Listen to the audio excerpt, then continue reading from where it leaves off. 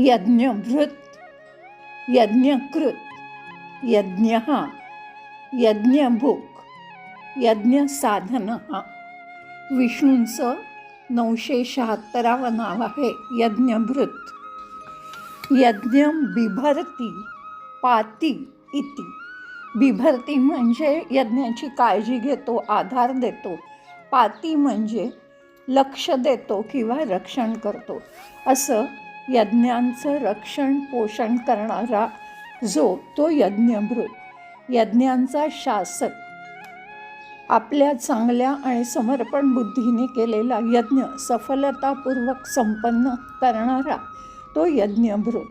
दुसऱ्यांची सेवा हा सुद्धा निस्वार्थ कार्य यज्ञच आहे. असा जो तो यज्ञभृत. ओम यज्ञभृते नमः. 977 यज्ञकृत. जगत आदौ तत् अन्ते च यज्ञं करोति कृंतति इति.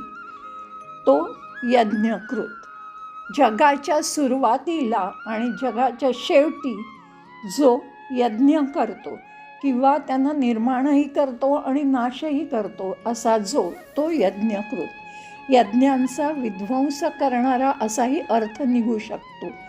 यज्ञ म्हणजे परमेश्वराच्या प्रती समर्पण, निस्वार्थता, शुद्ध आनंदाच्या भावनेने केलेली सर्व महान दिव्य कर्म म्हणजे यज्ञ. सृष्टीची निर्मिती आणि शेवटी पूर्ण विघटन हे दोन्हीही यज्ञच.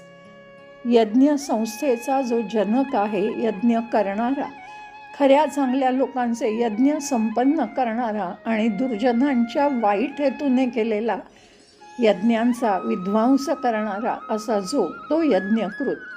ओम यज्ञकृते नमः. 978 यज्ञिः. यज्ञानां तत् म्हणजे यज्ञांमध्ये मग ते समाराधनात्मनां शेषी इति यज्ञी. ते यज्ञ प्रायश्चित्त घेण्यासाठी असू देत किंवा आनंद किंवा परमेश्वराला संतुष्ट करण्यासाठी असू देत, त्यातला जो मुख्य प्रमुख तो यज्ञी. स्वतःच तो यज्ञरूप आहे. सृष्टीचक्र चालवणारा जो आहे, जो निरंतर यज्ञांचा भोगकर्ता आहे. कोणत्याही देवतेसाठी यज्ञ केले तरी केंद्रस्थानी विष्णूच असतात, त्यांनाच ते समर्पित होतात. असा स्वतःच यज्ञरूप असलेला तो यज्ञी. ओम यज्ञिने नमः. 979 यज्ञभुक.